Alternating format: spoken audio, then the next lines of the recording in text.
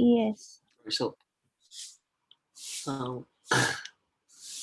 so what we'll do is we'll start first now setting the accounting.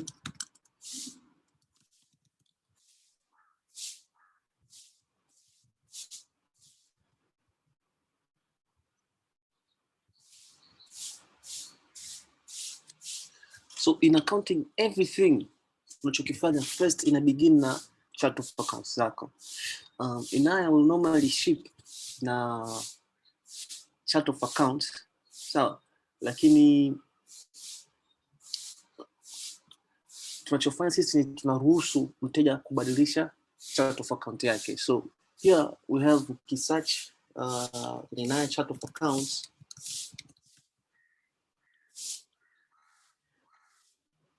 Utaona chart of accounts. Umeona? So kila business inaweza ikawa na its specific chart of account. Well, what you do is here, the first thing you do is you try to match each chart of accounts if I chart of accounts yao.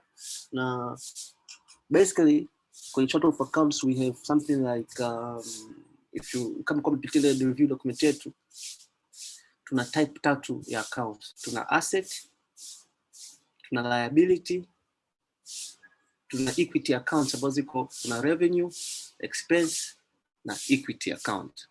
Yeah? Asset ni vile vitu ambavyo biashara, things of value that a business can own. Kwa hiyo hizi ni mali. Na katika mali tuna mali za aina mbili, mali ambazo zinaweza kubadilika kuwa fedha kirahisi. So normally you can change them into money within 1 year. So kafano kama cash, mikopo, raw materials, inventory, hizi zinaweza kubadilika kuwa fedha kirahisi zaidi. Ndio maana zinaitwa current assets. Na kuna mali ambazo biashara ina own ambazo haziwezi kubadilika kirahisi kuwa fedha, zinaitwa non current long term assets. Kwa mfano kama hizi ni intangible copyright patents au computer equipment, land, buildings, hizi ni long term assets. Liability ni vitu ambavyo biashara inadaiwa. Umeona? Na the same maana tuna liability ambazo tunapanga kuziclear within 1 year. Kwa muda mfupi, in accounting 1 year ni muda mfupi. So zinaitwa current liabilities, kwa mfano kama tax payable, accounts payable, VAT, customer advancing, payroll, zote zikazo zinaziba within 1 year. Na pia tuna madeni ambayo yanaweza kachukua muda mrefu kulipa, ndio inaitwa non-current long-term liabilities. Revenue, watu wanataga income, ni account ambazo zinarekodi mapato ya biashara. Unaona, kwa mfano set up mimi nina sales revenue, service revenue, customer transaction, overage na kuendelea mbele. Unaona? So pia ukipewa discount unaweza kama revenue, kuna non operating revenue, na revenue imekuwa imevunja story na haraka sana. Imevunja mara nyingi kwenye Inaya, tunapendekeza iwe hivi. Unakuwa una operating na non operating. Difference yake ya mapato from operating revenue, yale mapato ambayo yanatokana na main line of business. Kwa mfano, Fikra sisi tunauza software. Kwa hiyo operating revenue yetu sisi inatoka kwenye mauzo ya Inaya. Unaona? Kwa kama tutapata revenue yote ambayo haihusiani na mauzo ya Inaya, itakuwa ni non operating revenue. Kwa mfano, vitu kama tumeweka hela benki ikawa inapata interest. Unaona? Hiyo ni non operating revenue. Labda tumeuza asset tukapata hela, non operating, kwa sababu hiyo sio our main core business. Kwa hiyo tumanika breaking na operating na non-operating revenue. Expense hizi ni gharama ambayo biashara inaingia kwa kujiendekeza. Na in the same manner gharama tumezungumza kwa mbili, tuna operating na non-operating. Operating ni zile ambazo zinahusiana na business line, non-operating ni zile ambazo zinahusiana na business line. Equity hii ni part of the business ambayo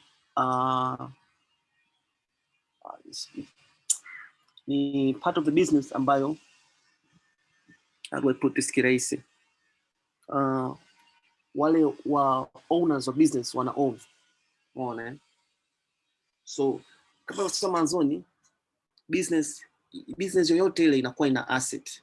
Hizi asset hizi mali zinakuwa funded in two ways. Zinakuwa funded either kwa kukopa liability au kwa wale shareholders kuingiza capital, ndio ya form equity yao.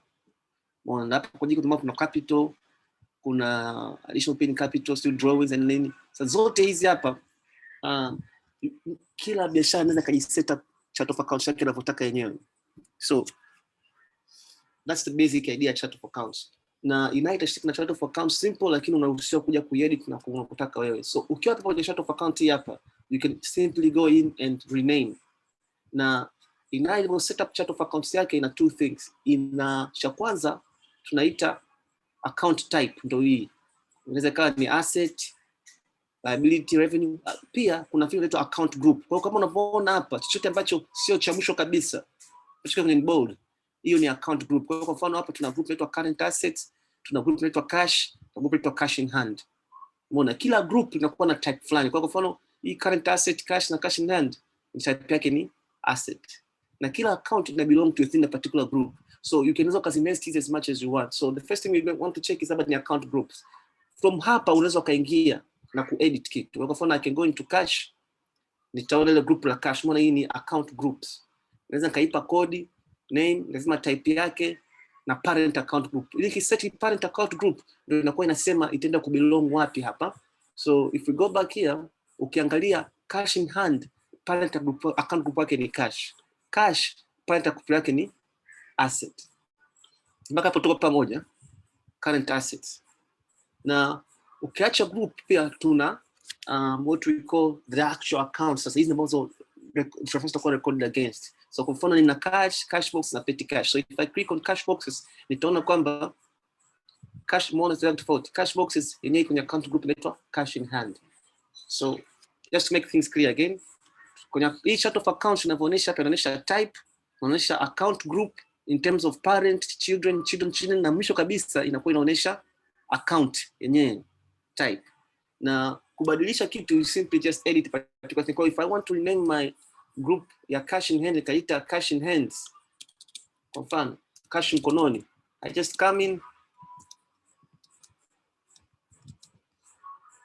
nikisave hapa, of course zinahitaji code, ndio maana nikisave hapa, if I go back here and refresh, utaona ni cash mkononi. Unaona? I can bring that back. So hii ni account group. Account group unaipa name, account group type na parent account group type. So it's normal Inaya stuff. Sababu ni table tu kama ukiangalia vizuri. Cash in hands, nikisave, tenda fresh tu. Yeah, so unaona it's actually account groups. It is just a normal Inaya group table. You have a plus button, you can add a new group unavyotaka. Unaweza download template, upload template. That will work out. So if you download the template, itakuja Excel template ambayo unaweza kujaza zile account group. Going back here, I can add at any time t any account group I want. So hapa naweza kufika kwa kutumia hapa. Nikiona kutumia hapa, I can go easily and edit them, but I can also search for account groups. Nitaona kwenye configure account groups, so it takes me to the same place and I can do normal Inaya settings. And the same manner pia hata accounts. Kila account itahitaji account code, na hizi mara nyingi biashara inakuwa nazo mezi setup kila, kwa ukiangalia ma 05 unajua kwamba hizi ni assets. Lazima useme ina belong to which account group, kama cash in hands na kuendelea. Na this is just a normal Inaya group table. Kwa kama chini kuna plus button, minus, you can add easily. And you can either get it from file chart of accounts, or you can just write accounts hapa, ile account configure utaipata configure accounts. It's the same thing. So that is the first and the foremost thing ambacho bili ufanye is to set up a chart of accounts ambayo itafanana na biashara wanachokifanya. Mpaka hapo tuko pamoja? Kuna maswali yoyote?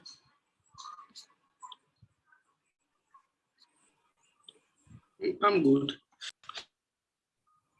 Tupo sawa? Naam. Kwa sawa, no questions, huh? Sasa tunaendelea. So once this is set up, Inaya itaweza kuanza kurekodi hizi nanili vizuri na itaweza kuproduce reports. As you saw, reports ambazo ziko chini ya standard accounting. Kuna balance sheet, cash flow, equity statement, income statement, trial balance, na kuna journals. Sijafika kwenye journals, tutakuja journals baadaye, nitachana sasa mbili. Sasa hivi we talk about these journals baadaye. Lakini after recording all transactions, kuna summary 1 2 3 4 5 statements ambazo business bidi tengeneze. Ya kwanza ni balance sheet.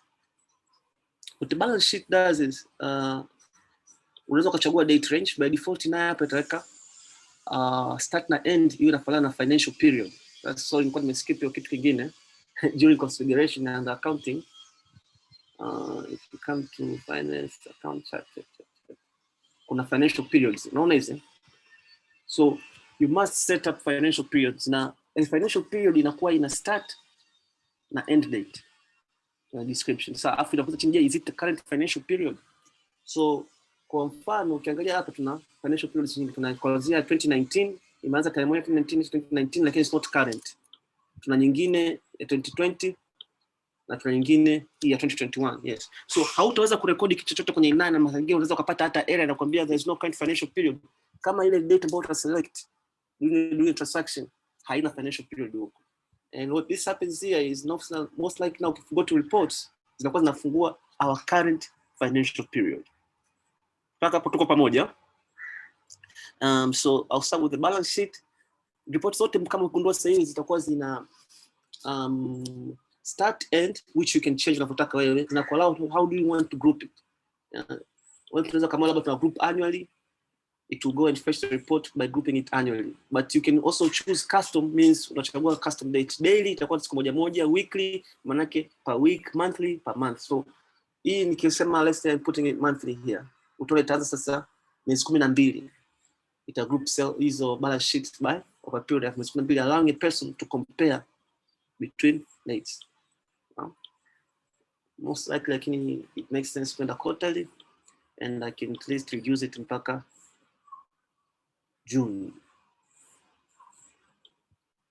And now we'll have 2 quarters, March na June.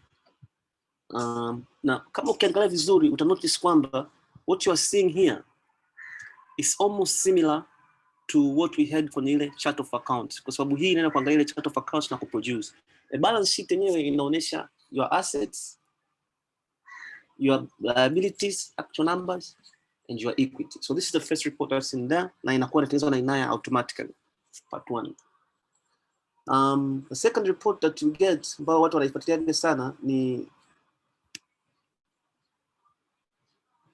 hii cash flow itairuka sasa hivi, ni income statement, and I can go to it. Let's just do quarterly, and I can tick back hapo June 30th.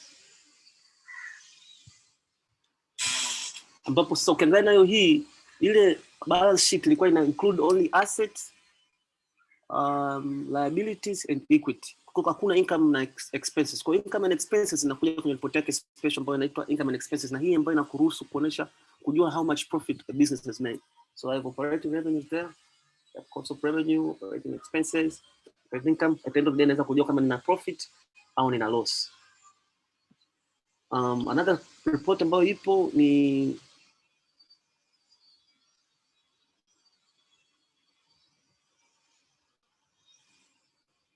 cash flow. I can just group it the same quarterly. Hii report ni report ambayo mara nyingi kama ukitoka na Inaya mpya inaweza kaa ina errors kama huja set vitu vyako fresh. So inakupa cash at the beginning, kuna shilingi ngapi, adjusted earnings, working capital and everything else. This will be done again automatically by Inaya. We'll go back to another report down here. Kama hizi report hauzilema na kinini, you can go back to that book ambacho kwa nimeshare and you can read more about it. Yeah? Mimi natupa tu general overview and how to apply knowledge ambazo kwenye kitabu back into this report. The next statement ni equity statement. Hii inaonyesha how capital ambao waliingiza the owners imechange over a period of time. Yeah? Naona kuna error kama hiyo, sisi nita cross check tena. I guess ya update template zangu. But we'll go back to that again. Now,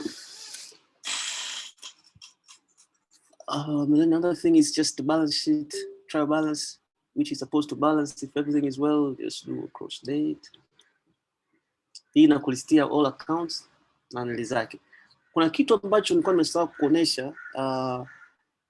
If in any of these reports you have an ability ya kuclick and to go and open that particular account for that range ulioweka. Kwa mfano kuna 90 hapo, nataka kujua 90 imekuaje, I can actually click.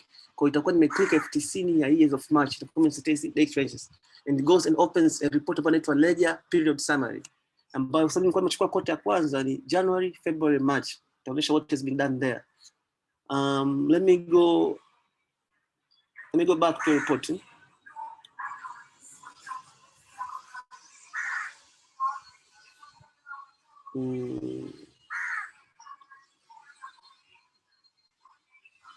I'm trying to find the simple transactions ili rahisi kuona kwenu.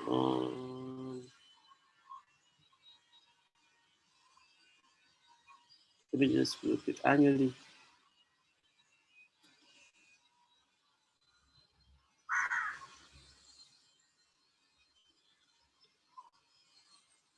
Oh no, you get not transaction. I can. So you can, as you notice, kwamba hizi transactions there, easy reporting, they are navigable. So we can actually click in to see more detail. Tuko pamoja. And then there's also something else here that says show details. Hii nikiantick itakuwa haionyeshi zile internal accounts, inaonyesha only the account groups. Kwa itakuwa inaonyesha summary, and then if I click show details, it will show me into more details ndani yake. So these are the small things ambazo hizo reports zinazo zote zina share. Paka hapo tuko pamoja. Yeah? Yes. Right.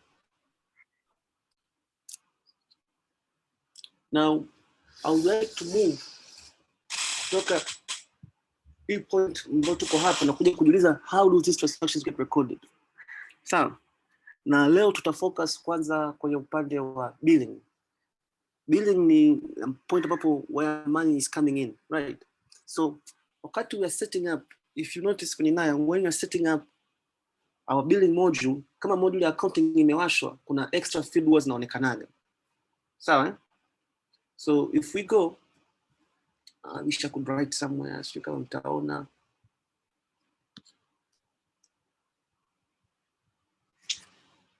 Just a second, let me see if I can have a board where I can write.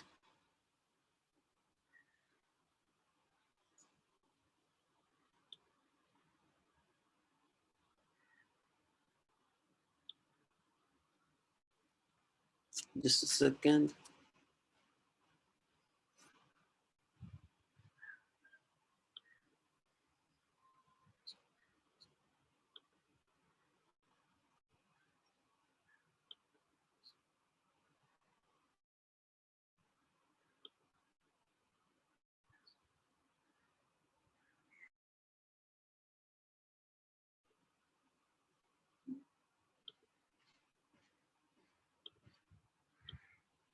Mnaona what I'm drawing?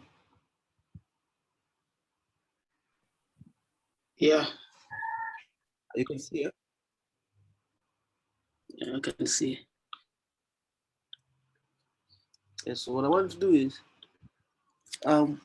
tutaanza na sales. So kama mlicheck vizuri, you notice kwamba whenever you do a sale, utakuwa una revenue account,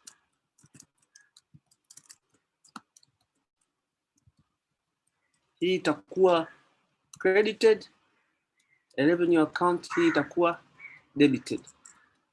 So this is the most common thing.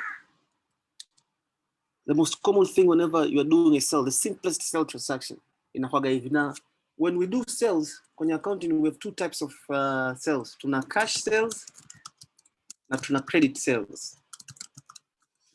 Difference ni kwamba cash sale mteja analipa hapo hapo immediately. Credit sale ni kwamba mteja anakuja analipa siku nyingine baadaye. Sasa kumbuka all sales kwenye Inaya zinafanyika via our good and lovely point of sale, POS. So kama zinafanyika hapo, it means we must find a way of linking the POS to accounting. Na ngoja sasa hivi nitaanza na example, the simplest example ya kufanya a cash sale. So I'll go into the POS and do a cash sale. ili tuone what is kinachoonekana pale, and then I'll go and lead you back to see how it picked up those things. Yeah. So let's stop annotating. I'm going to go to my POS.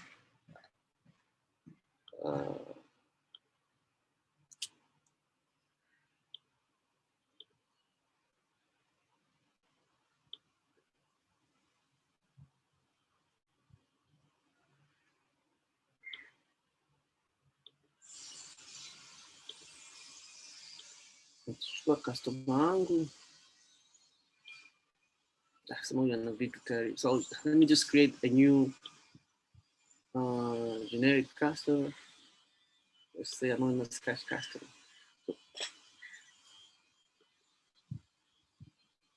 I'll select any bill of items. Let's say the number general partition consultation fee. I'm going to process a sale and see what happens. Nasema hapa nimelipwa cash. Yeah? Na imeingia kwenye receptionist cash box.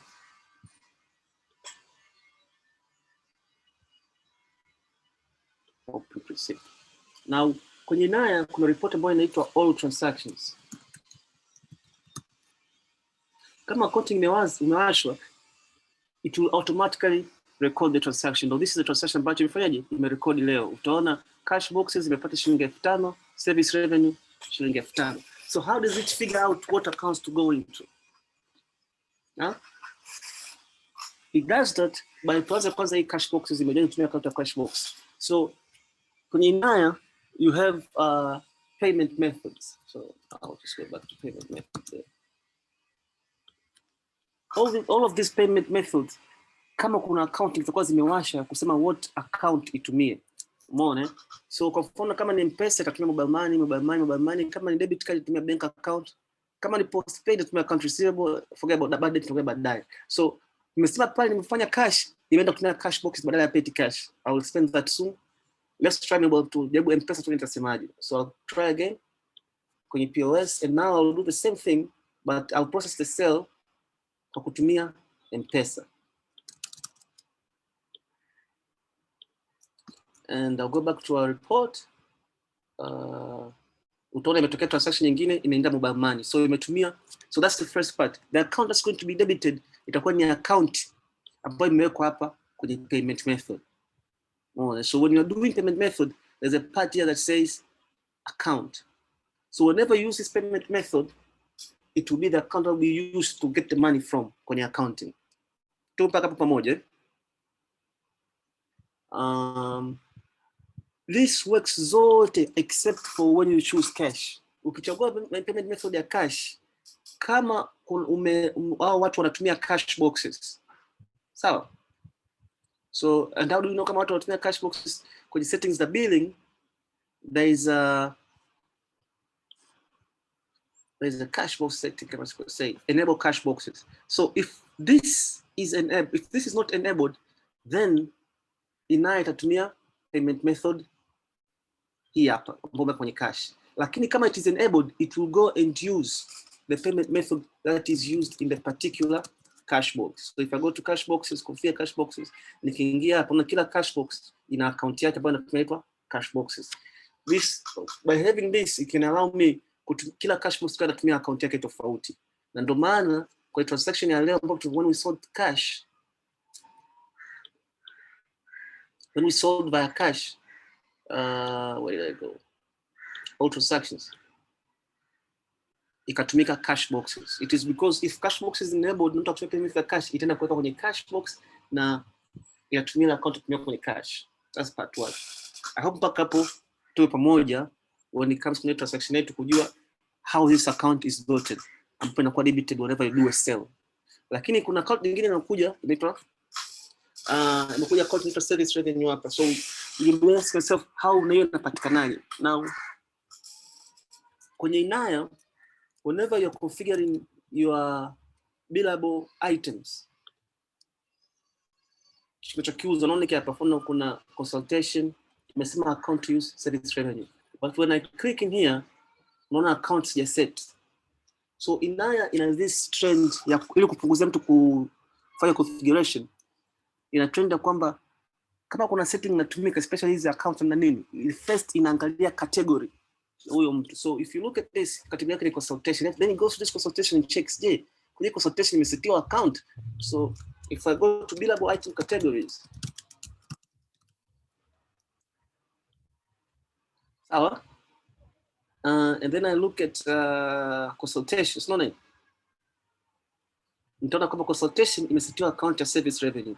So even though general practitioner consultation, the billable item sasa haijasetiwa account, but because kwenye billable item categories ya consultation imesetiwa account, then itatumia huo ya parent wake. So this is a very common thing. So unless I want to override it, utaset pale. And that is why kwenye all our transactions sasa hapa, if I go back to report ya all transactions, ilipata account ya kutumia ni service revenue. So that is the simplest sale ever ya kwenye Inaya when you're doing a cash sale, ambapo unamuuzia mtu anapata receipt. Unaweza inavyorekodi, and why it gets what account to use from is that kwenye billing kuna payment method, itaenda ku debit payment method yako, na pia itaenda kuangalia ile billable item kama imesetiwa account, tumia account, kama imesetiwa account itaenda kuangalia parent category wa hiyo billable item. Cha tatu, payment method, all payment method account specific payment method itatumika unless ume-enable cash boxes, then itatumia, kama uta select cash itaenda kutumia account ya cash box ambayo imekuwa set pale. When you click hizi transactions mara nyingi Inaya itakupa breakdown yake zaidi, date, time, posted na supporting documents kama kuna receipt and everything else. So this is obvious. Naona dakika zote zinaanza kukata, baki dakika 10. But mpaka hapo, that is how we do sales za cash. Na nimeonyesha simple transaction ya sale ya cash, lakini for services. Of course, we can do transaction can get more complicated tukifanya sales za goods, kwa sababu goods zinaenda kubadilisha some more things. So now I'm going to try and do a transaction ya sale ya goods, kuonesha cash sale ya goods, kuonesha what happens na what are the other parts about bidii kwa configure ili ifanye kazi. Kumbuka goods zina come from inventory. So I'll go back to our POS cash box. Sorry, POS. Now I'll sell to our same client, lakini sasa baada ya kumuuzia any billable items ambazo mara nyingi zinakuwa ni services, naenda kumuuzia goods from our inventory. And I'm going to pick up one good here. Nitauza labda muuzie ring strips. Ring strips zake mbili. And let's see what happens when I process this sale. Yeah. This time his items may expire.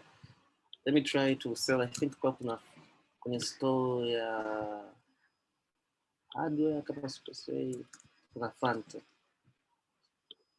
So I'm gonna sell him a crate ya Fanta instead. Let's see what happens when I do a sale ya Fanta. Long 26. Now I go to all transactions. I'll notice kwamba muona hii imeongeza two things, inventory na sales revenue, na kuna cost of goods sold, ambapo hizi nyingine zilikuwa hazina. So ukifanya services, the transaction is very simple, payment method versus ile billable item iliyouzwa account tunayotumia. Lakini ukiuza inventory, one more thing is being done, inaenda kupunguza your inventory assets, na inapeleka kwenye hii cost of goods sold na inventory. So how does it know these things? It's the same manner. If you look at every inventory item, Inayo, so I go to items, Inaya account. So if I look at labda traveling, you notice kwamba hapa ina account na cost account. So cost account ndio ile expense account ambayo inaenda pale chini kama tulivyoona, na account ni ile account ambayo inaenda kurekodia inventory. So when I buy inventory inaenda kuongeza kwenye hii account, when I sell it itatoa kutoka hii account pia kwenye cost account. Na the process in the same way. Unaona hapa sija set, lakini I can look at type yake, hii ni drug na category yake ni drug. So if I go to inventory item categories, I think it's a pretty config. Utaona kwamba hii drugs, sorry. imesetiwa kwamba account to use is inventory na cost account ni cost of goods sold. So by default nayo kina shipping hivi, but the user anaweza akachange kama anataka kurecord file somewhere else. Na so if I go back here now if I go back here, you can understand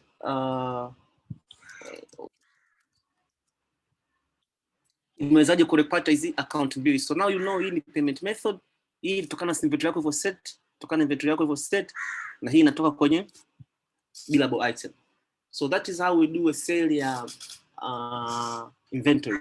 Now I'm going to show you recording ya selling ya, I'm going to sell the same thing. Let me go to any billable items, but I'm going to sell sasa hivi nitauza specialist consultation, but instead of paying it for right now, I'm going to say kwamba huyu mteja anapewa invoice. So ukisemaga postpaid, mara nyingi mteja anakuwa anapewa invoice. Just to make sure of something I want to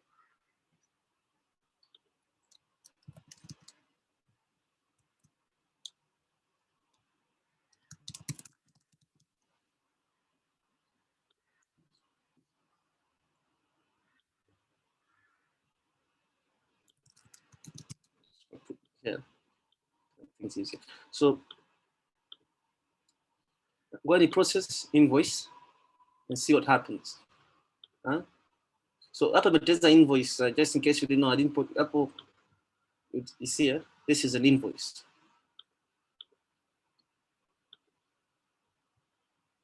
So if I go to all transactions, you notice kwamba kwa transaction imetokezea. Sorry. Let me try to do this again. Makosea kitu kimoja.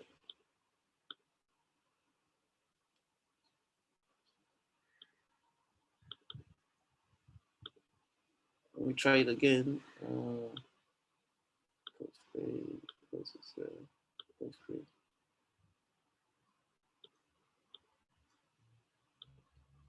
Yeah. Makosa I will explain what I've done here. Umeona accounts receivable shilingi 5,000, service revenue shilingi 5,000. So how did it pick up accounts receivable? They pick up accounts receivable kwa sababu when you're selling on credit, yule mteja anaweza kumsetia account yake. So kwenye Inaya, well, each customer must belong to a billing category. Yeah. So if I go here, kila mteja lazima belong to a particular billing category. So if I select staff, utaona imesetiwa accounts receivable. So mteja yote ambaye yuko chini ya accounts receivable, ukimtolea ambaye ni chini ya billing category ya staff, ukimtolea invoice, sasa hivi itatoka invoice under that case. I don't know if I'm making any sense. Itakuwa tumia account ambayo imesetiwa kwenye billing category yake. Na this the same, they work in a similar manner. So kama uja set a category in a particular billing category, itaangalia kwenye parent wake. And that's how you do, that's where the invoice, issue invoice inapenda kutoa account ya kutumika. So I'm going to rewind tena kidogo. When we're setting up billing, what tuna set hizi accounts ambazo zinaweza kutumika when we're doing sales hapa kwenye POS. Mpaka hapo tuko pamoja? Yes. Ndio. I'm making any sense? Kwa sababu tulikubaliana yetu tutakuwa nachukua nusu saa, mimi nimepitiliza, nimebaki dakika sasa hivi 3. Ningependa leo tuishie hapo na nifungue maswali. Kesho tutakuja tutaendelea kuja kuangalia kitu gani, kitu kama VAT na vienda ufanyika, alafu pia tutaanza kuangalia upande wa malipo. In case tumesema tumeissue invoice, what happens in case mteja akaja kulipa hiyo invoice yake. I want to maybe say hiyo invoice payment. So kwenye Inaya, kwenye kulipa invoice kuna 2 ways of kulipa invoice. You can pay from right here, invoice payment. You can also go to sema ambayo inaitwa payables and receivables aging reports. Receivables aging report will show you watu wote ambao wanakudai the particular thing. Now this is got nothing to do with accounting. This is just normal Inaya billing, yeah? Na inakuonyesha as of tarehe ya mwezi uliopita. So now if I go and say as of 31st July, utaona kuna ile 40 yangu. Umeona? Yeah, anonymous cash customer. Yeah. So I can click on it. I can view the invoice ilikuwa ni kitu gani, I can receive payment here. Sasa uzuri wa hapa, kama mteja hajalipa full amount naweza nikachange, labda hii kalipa shilingi 30, kalipa kiasi fulani, ndio uzuri wa hapa.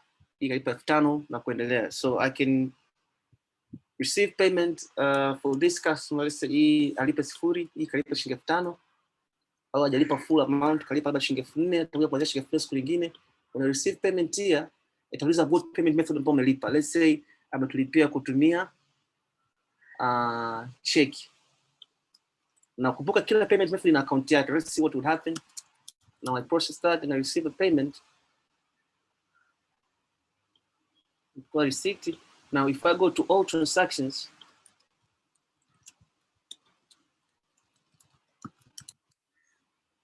utaona kwamba bank account imeprepwa, account receivable imetoka. So tulipomuuzia on credit, ilienda service revenue ikaingia kwenye accounts receivable. Alivyolipa inatoka accounts receivable inaingia kama hela kwenye bank account. So unaona when we do credit sales ni kwamba kuna intermediate account ile ya customer ambayo itakuwa kwenye billing categories, because hela hajakuwa physical hela mpaka siku ambayo analipa. Tofauti na cash sales where it becomes cash moja kwa moja. Kwa with that cycle tutakuwa tumemaliza all let me go back tena. Nitaongeza dakika 5 nyingine niongelee taxation.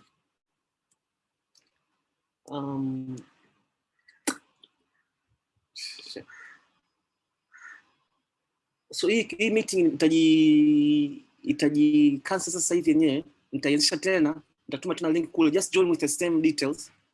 Tutaendelea hapo. So we'll talk about taxation. Leo tumefunga taxation na taxation nitaongelea